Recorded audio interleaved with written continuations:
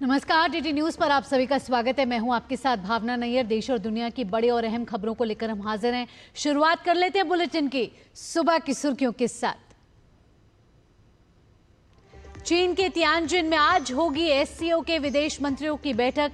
विदेश मंत्री doctor S Jaishankar करेंगे भारत का प्रतिनिधित्व। आपसी सहयोग, अंतर्राष्ट्रीय और क्षेत्रीय मुद्दों पर होगी बात।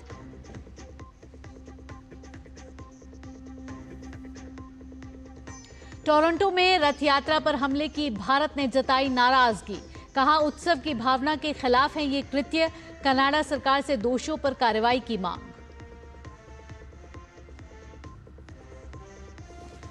अपने 3 साथी सदस्यों के साथ आज अंतरिक्ष से धरती पर लौटेंगे ग्रुप कैप्टन शुभांशु शुक्ला। दोपहर 3 बजे कैलिफोर्निया के तट पर होगा ड्रैगन यान का स्प्लैश डाउन।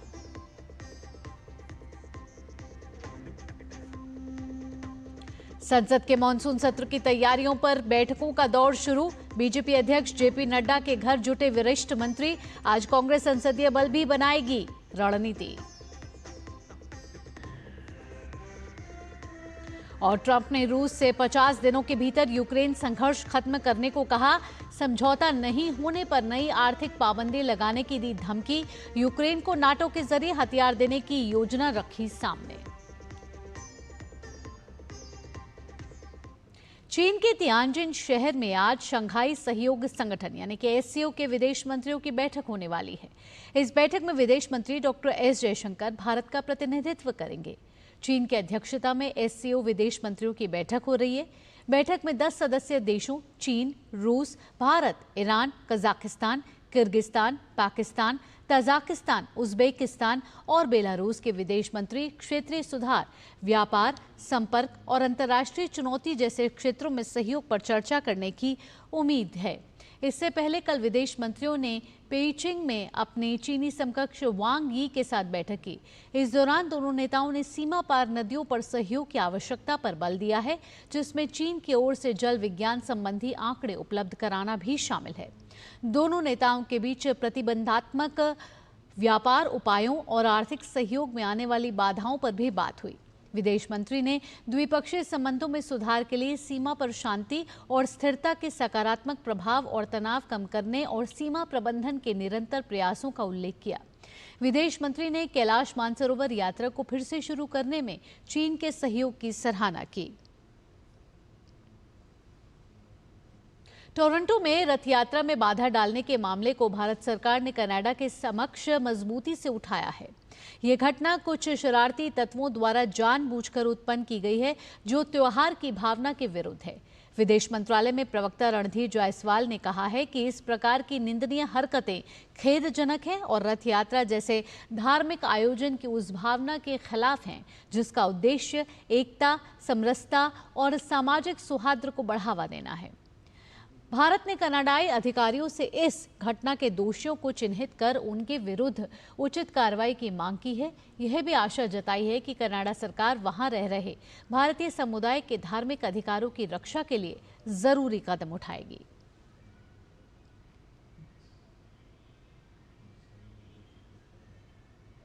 एक्सियोम 4 मिशन के अंतर्गत अंतर्राष्ट्रीय अंतरिक्ष स्टेशन पर गए हुए भारतीय अंतरिक्ष यात्री ग्रुप कैप्टन शुभांशु शुक्ला और उनके 3 अन्य सहयोगी आज धरती पर वापस लौट आएंगे। करीब 22 घंटे 5 मिनट की यात्रा के बाद चालक दल के कैलिफोर्निया के समुद्र तट पर भारतीय समय अनुसार दोपहर बाद 3 बजे के करीब समुद्र में स्प्लैश डाउन करने की उम्मीद है। स्प्लैश डाउन की ये प्रक्रिया पूरे तरीके से स्वचालित होगी। एक्सियोम 4 मिशन के अंतर्गत इन चारों अंतरिक्ष यात्रियों ने अंतर्राष्ट्रीय अंतरिक्ष स्टेशन में 18 दिन बिताए हैं।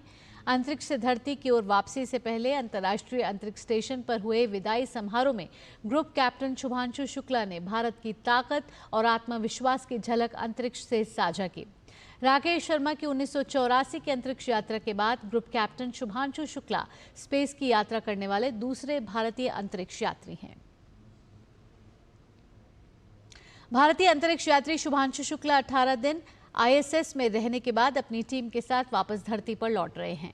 वापसी से पहले ही भारतीय अंतरिक्ष अनुसंधान इसरो ने एक बड़ी खुशखबरी दी है। इसरो ने बताया कि एक्सियोम 4 मिशन के तहत शुभांशु जो जिस मिशन के लिए अंतर्राष्ट्रीय अंतरिक्ष स्टेशन पर भेजा गया था, उन्होंने सफलतापूर्वक पूरे कर लिए हैं। इसरो ने कहा है कि शुभांशु शुक्ला ने अंतरिक्ष में सभी 7 माइक्रोग्रेविटी प्रयोग सफलतापूर्वक पूरे कर लिए हैं। शुभांशु शुक्ला ने अंतर्राष्ट्रीय अंतरिक्ष स्टेशन में रहते हुए 7 अहम वैज्ञानिक प्रयोग सफलतापूर्वक पूरे किए। इनमें भारतीय टॉर्डिग्रेड प्रजाति पर अध्ययन, मांसपेशियों के विकास, मायोजेनेसिस, मेथी और मूंग के बीजों का अंकुरण, साइनोबैक्टीरिया और माइक्रोलॉजी पर रिसर्च, फसल बीजों की प्रतिक्रिया और वाइजर डिस्प्ले उपकरण का परीक्षण शामिल था। ये सभी प्रयोग अंतरिक्ष में जीवन, खेती और जैव विज्ञान से जुड़े महत्वपूर्ण सवालों के जवाब तलाशने की दिशा में एक बड़ी उपलब्धि माने जा रहे हैं। इसरो ने शुभांशु शुक्ला को भारत के प्रमुख अनुसंधान संस्थानों और शैक्षणिक संस्थाओं द्वारा सुझाए गए कई वैज्ञानिक प्रयोग करने का जिम्मा सौंपा था। एक्सियोम 4 मिशन में कुल लगभग 60 वैज्ञानिक अध्ययन और गतिविधियां शामिल थीं, जिनमें अमेरिका, भारत, पोलैंड, हंगरी, सऊदी अरब, ब्राजील, नाइजीरिया, यूएई और यूरोप के अन्य देशों की भागीदारी थी। नासा के अनुसार ड्रैगन स्पेसक्राफ्ट 580 पाउंड से अधिक सामान वापस ला रहा है, जिसमें नासा का उपकरण और मिशन के दौरान किए गए 60 से अधिक प्रयोगों का डेटा शामिल है। इसरो ने बताया कि शुभांशु ने न सिर्फ वैज्ञानिक गतिविधियों में शानदार प्रदर्शन किया, बल्कि प्रधानमंत्री नरेंद्र मोदी, स्कूली बच्चों और इसरो केंद्रों से भी संवाद किया। इसरो ने कहा है कि इस मिशन के जरिए भारत ने न केवल अंतरिक्ष में वैज्ञानिक उपलब्धि दर्ज की है, बल्कि भविष्य के स्पेस रिसर्च के लिए भी रास्ता खोल दिया है। संसद के मानसून सत्र को लेकर दिल्ली में बैठकों का दौर जारी है और कल रात बीजेपी अध्यक्ष जेपी नड्डा के आवास पर एक महत्वपूर्ण बैठक हुई है, जिसमें कई वरिष्ठ मंत्री शामिल हुए। गृह मंत्री अमित शाह, पीयूष गोयल, धर्मेंद्र प्रधान, अश्वनी वैष्णव, किरण रिजिजू, भूपेंद्र यादव, जी किशन रेड्डी और मनोहर लाल खट्टर इस बैठक में शामिल हुए। वहीं कांग्रेस संसदीय दल की बैठक आज बुलाई गई है। सोनिया गांधी की अध्यक्षता में ये बैठक होगी। 21 जुलाई से शुरू होने जा रहे संसद के मानसून सत्र की तैयारियों पर इसमें बातचीत होगी। पूरे सत्र के दौरान पार्टी की रणनीति कैसी होगी, इस पर मंथन के लिए संसदीय दल के तमाम लोग बैठक में शामिल होंगे। वोटर लिस्ट में घुसपैठियों के खुलासे के बाद बिहार में सियासी पारा चढ़ता हुआ नजर आ रहा है। राज्य में वोटर लिस्ट की विशेष गहन पुनरीक्षण प्रक्रिया जारी है। इस दौरान कई चौंकाने वाले खुलासे हो रहे, जिसके बाद राज्य में पक्ष विपक्ष में जुबानी जंग तेज हो गई है। चुनाव आयोग के सूत्रों के अनुसार एसआईआर के तहत घर घर जाकर बूथ लेवल अधिकारियों को नेपाल, बांग्लादेश और म्यांमार से बड़ी संख्या में लोग मिले हैं। इन विदेशी लोगों के पास आधार कार्ड, निवास प्रमाण पत्र और राशन कार्ड भी है। और इस जानकारी के सामने आने के बाद बिहार में राजनीति अब तेज हो गई है। बीजेपी और एनडीए के सहयोगी इस मामले में आक्रामक हैं। एनडीए ने चुनाव आयोग की प्रक्रिया को सही ठहराते हुए कहा कि जिन राजनीतिक पार्टियों के मतदाता मात्र बांग्लादेश और म्यांमार के हैं, जिसके वोट कटने से इनको चिंता होगी, वही परेशान है।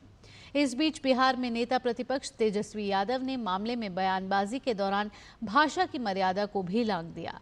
उनका कहना है कि चुनाव आयोग स्वयं सामने आने की बजाय सूत्रों के हवाले से खबर प्लांट करवा रहा है। हालांकि बीजेपी ने इसे राजनीतिक हताशा का प्रतीक बताया है। इस राजनीतिक बयानबाजी के परे बिहार में 80% से ज्यादा मतदाताओं ने अपना मतदाता पुनरीक्षण का फॉर्म भर दिया है। ऐसे में साफ है कि लोगों को चुनाव आयोग की प्रक्रिया के साथ है। ओडिशा के बालासोर स्थित फकीर मोहन स्वायत्त महाविद्यालय की 20 वर्षीय छात्रा की एम्स भुवनेश्वर में इलाज के दौरान मौत हो गई। छात्रा ने इस महीने की शुरुआत में कॉलेज के एक फैकल्टी मेंबर पर यौन उत्पीड़न का आरोप लगाया था। कॉलेज प्रशासन की ओर से कोई एक्शन नहीं लेने से निराश होकर छात्रा ने कैंपस में ही खुद को आग लगा ली थी, जिसमें वह 90% से ज्यादा झुलस गई थी। ओडिशा पुलिस ने 12 जुलाई को ही आरोपी एचओडी समीर कुमार साहू को गिरफ्तार कर लिया था। इसके बाद कॉलेज के प्रिंसिपल दिलीप घोष को इस घटना में कथित संलिप्तता के आरोप में गिरफ्तार किया गया है, जिसके कारण लड़की को अपनी जान देने कोशिश करनी पड़ी। कॉलेज के प्रिंसिपल दिलीप घोष को बालासोर के एसडीजेएम कोर्ट ने 14 दिनों के न्यायिक हिरासत में भेज दिया है। ओडिशा के मुख्यमंत्री मोहन चरण मांझी ने छात्रा की मौत के बाद एक्स पर कहा कि सभी दोषियों को कड़ी से कड़ी सजा मिलेगी। ओडिशा सरकार ने मामले की जांच के लिए 3 सदस्यीय कमेटी बनाई है। जिला पुलिस के अलावा क्राइम ब्रांच की एक टीम भी घटना की जांच कर रही है। पूर्वी रेंज के डीआईएफ सत्यजीत नायक ने बताया कि जांच में तेजी लाने के लिए एसआईटी का गठन किया गया है। छात्रा की मौत के बाद एम्स पहुंचे ओडिशा के उप मुख्यमंत्री पार्वती परिदा ने कहा कि घटना का दुख है और दोषियों को छोड़ा नहीं जाएगा। मैंने अभी 11:45 के बाद उनके देहांत हुई है। इस खबर के बाद तुरंत हम लोग सब आके उनके परिवार लोगों से, डॉक्टर से, सबसे मिले हैं। साथ में मेरे विधायकगण भी हैं। और बड़ी दुखद की घटना है कि डॉक्टर लोगों ने 3 दिन से जी तोड़ मेहनत कर रहे थे। दिल्ली की एम्स की सराहना पे चिकित्सा भी हो रही थी, लेकिन हम सब मिलके भी उनको बचा नहीं पाए। ओडिशा की एक बेटी ने जिस किस्म की बलिदान दी है, इसमें जो भी इन्वॉल्व है सरकार उनके ऊपर कठोर कार्यानुष्ठान करेगी। अभी तो दोनों जेल में हैं जिसके नाम पे आई है, लेकिन जो कंप्लेन कमेटी है जो भी तदंत में जो भी सामने आएंगी उनके ऊपर कठोर कार्यानुष्ठान होगा। यहाँ रुक रहे एक छोटे से ब्रेक के लिए। ब्रेक के बाद भी खबरों के सिलसिले को जारी रखेंगे।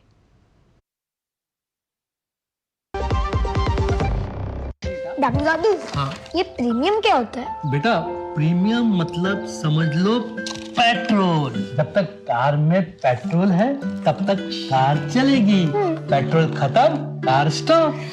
पर पापा, इस बार पेट्रोल खत्म होने पर भी कार चलती रहेगी। वो कैसे? LIC के जीवन लाभ में प्रीमियम पेमेंट हो जाए स्टॉप, पर पॉलिसी के फायदे चलते रहते हैं। मतलब अब लाइफ की गाड़ी चलेगी नॉन स्टॉप। LIC हर पल आपके साथ। Delivery boy has picked your order. अरे भाई, पता है भूख लगी है। 30 मिनट का मैसेज नोटिफिकेशन आया था ना। मैसेज के सारे थोड़ी बैठ सकते हैं। कल आपने कुछ शेयर्स बेचे थे ना? हाँ, तो चेक किया? मैसेज आया तो था। सिर्फ मैसेज काफी नहीं है। आप शेयर मार्केट में कोई भी ट्रांजैक्शन करते हैं ना, तो स्टॉक एक्सचेंज से आए SMS या ईमेल को अपने डीमैट अकाउंट और बैंक स्टेटमेंट के साथ भी टैली कीजिए। बेटा, भूख में ना दिमाग बंद हो जाता है। सोच कर, समझ कर, इन्वेस्ट कर। ब्रेक के बाद आपका स्वागत है। आइए आगे बढ़ते हैं। नरेंद्र मोदी के नेतृत्व में केंद्र सरकार युवाओं के कौशल विकास पर खासा ध्यान दे रही है। कौशल विकास को बढ़ावा देने की दिशा में केंद्र सरकार द्वारा किए गए विभिन्न प्रयासों की वजह से पिछले 1 दशक के दौरान देश में कुशल युवाओं की फौज तैयार करने में मदद मिली है। 15 जुलाई 2015 को शुरू की गई प्रधानमंत्री कौशल विकास योजना के तहत अब तक 1 करोड़ 63 लाख से अधिक युवाओं को प्रशिक्षित किया जा चुका है। देश के युवाओं का कौशल विकास प्रधानमंत्री नरेंद्र मोदी की प्राथमिकताओं में सबसे ऊपर है और इस क्षेत्र में सरकार के जोर देने का ही असर है कि युवाओं के कौशल विकास के मामले में पिछले 1 दशक के दौरान उल्लेखनीय प्रगति देखने को मिली है। इसका श्रेय कई सरकारी योजनाओं को जाता है, जिनमें सबसे प्रमुख है प्रधानमंत्री कौशल विकास योजना। कौशल भारत, कुशल भारत के मिशन के साथ इस योजना की शुरुआत जुलाई 2015 में की गई थी। निःशुल्क अल्पकालिक कौशल प्रशिक्षण प्रदान कर और कौशल प्रमाणन के लिए युवाओं को प्रोत्साहित कर देश में कौशल विकास को प्रोत्साहित करना इस योजना के प्रमुख उद्देश्यों में है। प्रधानमंत्री कौशल विकास योजना के पहले चरण में 2015-16 के दौरान 19,86,000 से अधिक अभ्यर्थियों को प्रशिक्षित किया गया। 2016 से 2020 के बीच दूसरे चरण के दौरान करीब 1 करोड़ 10 लाख अभ्यर्थियों को कौशल प्रशिक्षण दिया गया।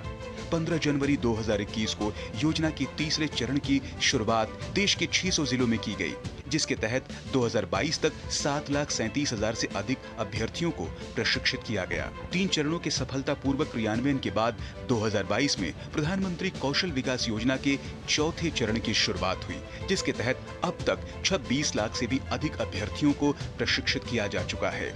योजना का चौथा चरण 2026 तक चलेगा। 2015 में प्रधानमंत्री कौशल विकास योजना की शुरुआत के बाद से अब तक इस योजना के तहत 1 करोड़ 63 लाख से अधिक अभ्यर्थियों को प्रशिक्षित किया जा चुका है। केंद्र सरकार ने इस योजना पर अब तक 11,407 करोड़ रुपए से अधिक की राशि खर्च की है। योजना के तहत कुल प्रशिक्षित अभ्यर्थियों में महिलाओं की संख्या 45% है, जबकि अनुसूचित जाति के अभ्यर्थियों की तादाद 13%, अनुसूचित जनजाति के 5% और ओबीसी अभ्यर्थियों की तादाद 34% है।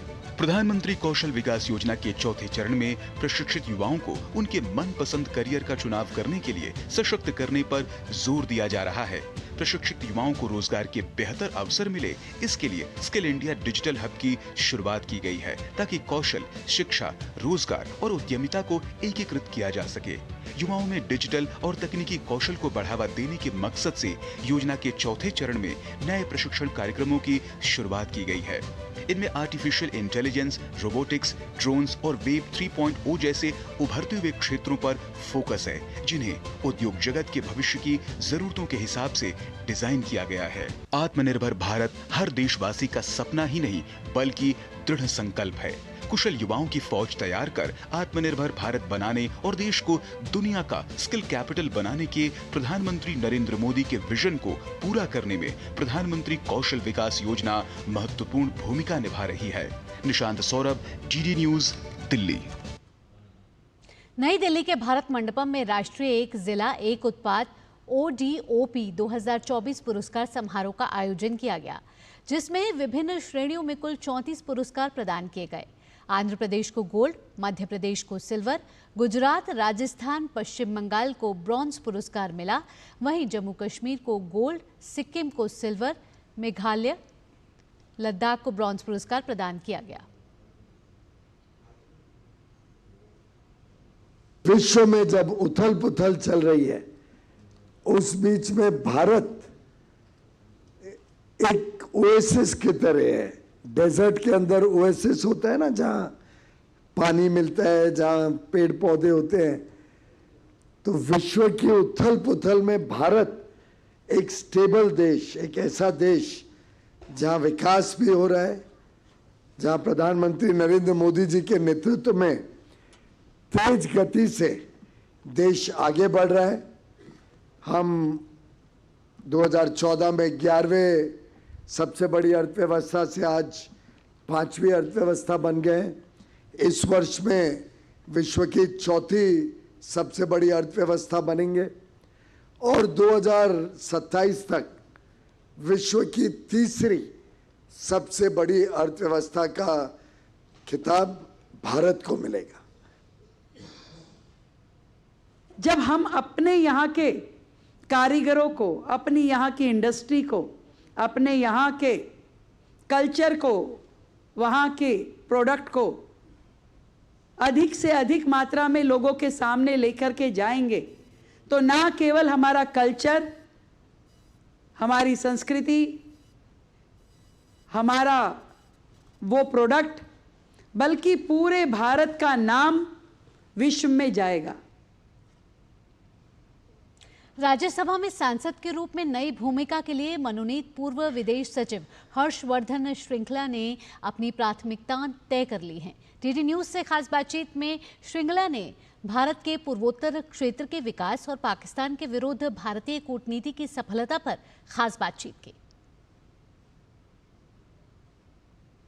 वो एक्सपर्ट है विदेश मामलों के अंदर और अब उन्हें नॉमिनेट किया गया है राज्यसभा में।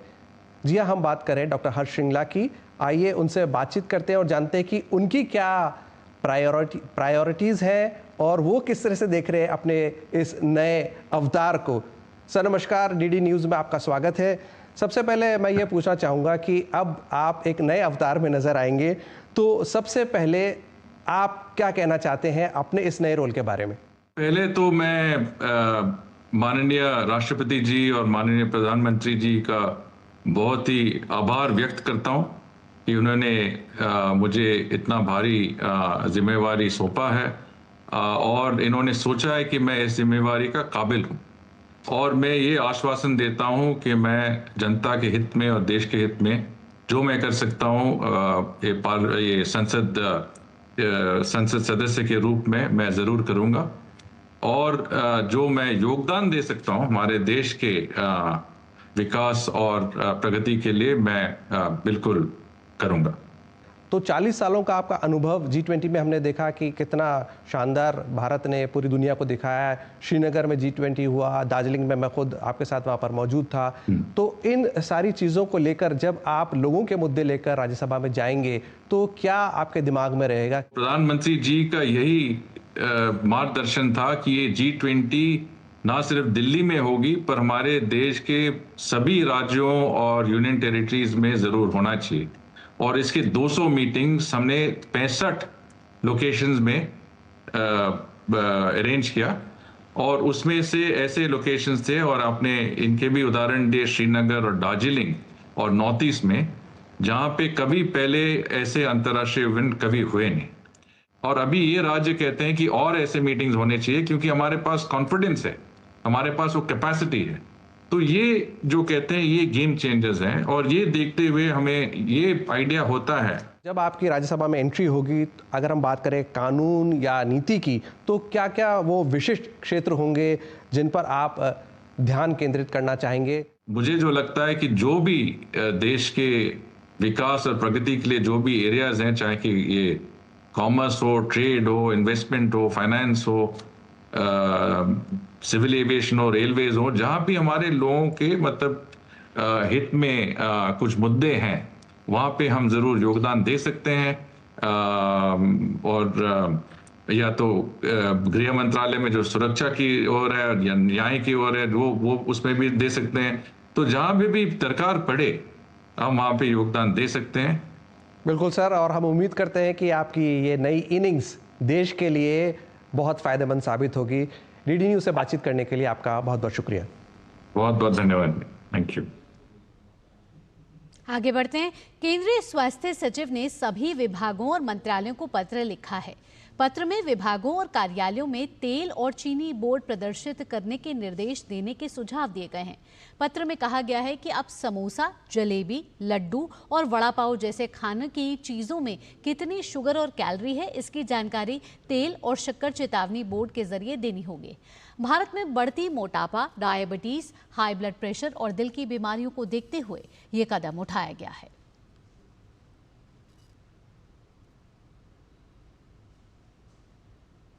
राष्ट्रीय कैडेट कोर यानी एनसीसी आज अपना 77वां स्थापना दिवस मना रहा है। 1948 में स्थापित किए गए इस संगठन में करीब 20 लाख कैडेट प्रशिक्षण प्राप्त कर रहे हैं। पेश है हमारे संवाददाता गिरीश निशाना की एक खास रिपोर्ट। संसद द्वारा पारित अधिनियम के अंतर्गत 15 जुलाई 1948 को एनसीसी अपने अस्तित्व में आई। एनसीसी की शुरुआत 1.7 लाख छात्र कैडेटों के साथ हुई। 1949 में छात्रा कैडेटों को भी इसमें जोड़ा गया और 1950 में वायुसेना और 1952 में नौसेना स्कंध इसमें सम्मिलित किया गया। आज देश भर में राष्ट्रीय कैडेट कोर में करीब 20 लाख कैडेट प्रशिक्षण प्राप्त कर रहे हैं। प्रधानमंत्री नरेंद्र मोदी भी एक एनसीसी कैडेट रहे हैं जो देश का सफल नेतृत्व कर रहे हैं। राष्ट्रीय कैडेट कोर का लक्ष्य कैडेटों को समाज के अच्छे नागरिक बनाने और उन्हें जीवन के प्रत्येक क्षेत्र में योग्य और अग्रणी बनाने के लिए उनमें चारित्रिक गुणों का विकास करना है। एनसीसी का ध्येय एकता और अनुशासन है। देश में एनसीसी के कुल 17 निदेशालय हैं, जिसमें कैडेट सामाजिक कार्यों और सामुदायिक विकास की गतिविधियों में भी हमेशा बढ़ चढ़कर हिस्सा लेते हैं। एनसीसी को देश ही नहीं बल्कि दुनिया का भी सबसे बड़ा युवा वर्दीधारी संगठन भी कहा जाता है। एनसीसी में आकर कैडेटों में नेतृत्व करने की क्षमता पैदा होती है जो उनके जीवन में काम आती है। गौरतलब है कि एनसीसी एलुमनाई क्लब राष्ट्रीय कैडेट कोर के स्थापना दिवस के मौके पर हर साल 15 जुलाई को एनसीसी अचीवर्स अवार्ड का आयोजन करता है। इसमें सेना, पत्रकारिता, शिक्षा, कला, संस्कृति और अन्य कई क्षेत्रों से देश भर के 22 पूर्व कैडेटों को सम्मानित किया जाता है, जिन्होंने एनसीसी के प्रशिक्षण के दौरान भी उपलब्धियां हासिल की थीं और आज भी वो अपने अपने क्षेत्र में एक मुकाम हासिल कर चुके हैं। गिरीश निशाना, डीडी न्यूज़, दिल्ली। और आइए अब अंतर्राष्ट्रीय खबरों का रुख कर लेते हैं। अमेरिकी राष्ट्रपति डोनाल्ड ट्रंप ने पुतिन को धमकी दी है कि अगर 50 दिनों के भीतर यूक्रेन में युद्ध समाप्त करने के लिए कोई समझौता नहीं हुआ तो रूस पर 100% टैरिफ लगाया जाएगा। अमेरिकी राष्ट्रपति ने नाटो सहयोगियों के साथ यूक्रेन की ओर हथियार भेजने के समझौते की घोषणा भी की है।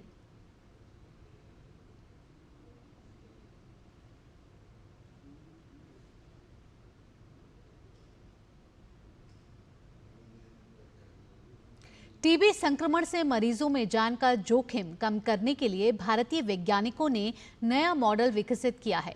भारतीय आयुर्विज्ञान अनुसंधान परिषद यानी कि ICMR ने दावा किया है कि इस मॉडल के जरिए किसी भी राज्य या जिले में टीबी से होने वाली मौतों में बड़ी गिरावट लाई जा सकती है। इसे हर राज्य में लागू करवाने के लिए केंद्र सरकार से सिफारिश की गई है। कर्नाटक और गुजरात में भी छोटे पैमाने पर स्टडी हुई है, लेकिन तमिलनाडु पहला राज्य बना है जहां इसे राज्य स्तर पर लागू किया गया है। आप इस रिपोर्ट को देखिए। फिलहाल के लिए मुझे दीजिए अनुमति। नमस्कार। देश से टीबी उन्मूलन के साथ साथ किसी भी टीबी मरीज की मौत ना हो, इसके लिए कई प्रयास किए जा रहे हैं। टीबी संक्रमित मरीजों की संभावित मृत्यु को रोकने के लिए देश के वैज्ञानिकों ने एक नया मॉडल विकसित किया है। ICMR के वैज्ञानिकों ने दावा किया है कि इस पूर्वानुमान मॉडल के जरिए किसी भी राज्य या जिले में टीबी से होने वाली मौत को कम किया जा सकता है। ये मॉडल चेन्नई स्थित नेशनल इंस्टीट्यूट ऑफ एपिडेमियोलॉजी ने विकसित किया है। तमिलनाडु ने इसे लागू किया है। गंभीर मरीजों की पहचान कर समय रहते अस्पताल में भर्ती कराने के इस मॉडल को TNKET नाम दिया गया है। इस मॉडल को अपनाने के बाद तमिलनाडु के 21 जिलों में टीबी से होने वाली मौत में 20% की कमी आई है। पिछले 3 साल से हम लोग प्रोजेक्ट कर रहे हैं और ये प्रोजेक्ट का प्राइमरी ऑब्जेक्टिव है कि अर्ली टीबी डेथ से उसको अवॉइड करना, उसको प्रिवेंट करना। और उसके लिए जो भी नया टीबी का पेशेंट डायग्नोस होता है उसको हम लोग ट्रायज करते हैं। उसको हम लोग in the sense health workers triage करते हैं to find out whether they have any respiratory insufficiency, whether they have malnutrition, or based on that, this if somebody has this kind of indicators positive, such patients are admitted to medical colleges where treatment is given, their comorbidities are corrected. ये भारत का पहला राज्यव्यापी differentiate TB care model है, जिसमें सभी सार्वजनिक स्वास्थ्य सुविधाओं में टीबी मरीजों की प्रारंभिक स्थिति का मूल्यांकन किया जाता है। जिन मरीजों में बहुत गंभीर कुपोषण, सांस लेने में तकलीफ या कमजोर शारीरिक स्थिति पाई जाती है, उन्हें तुरंत अस्पताल में भर्ती किया जाता है। इस मॉडल से टीबी से होने वाली मौत में 20% की कमी आई है। जुलाई 2022 से जून 2023 तक इस मॉडल को लागू कर 56,000 से अधिक टीबी मरीजों के आंकड़ों का विश्लेषण किया गया। इस मॉडल को राज्य के मौजूदा टीबी सेवा एप्लीकेशन टीबी सेवा में जोड़ा गया है, जो 2022 से कार्यरत है। ये गंभीर रूप से बीमार टीबी रोगियों की शीघ्र पहचान और तत्काल अस्पताल में भर्ती सुनिश्चित करके मृत्यु दर को कम करने में मदद करता है। ये मॉडल वृद्धावस्था, टीबी, HIV सह संक्रमण और कम वजन जैसे जोखिम कारकों के आधार पर मृत्यु की संभावना का अनुमान लगाता है। एक दूसरे अध्ययन में ये पाया गया है कि बुजुर्ग, टीबी, HIV सह संक्रमित मरीज और जिनका शुरुआती शरीर का वजन 35 किलोग्राम से कम हो, उनमें इलाज के दौरान मृत्यु का जोखिम अधिक होता है। लिहाजा इलाज में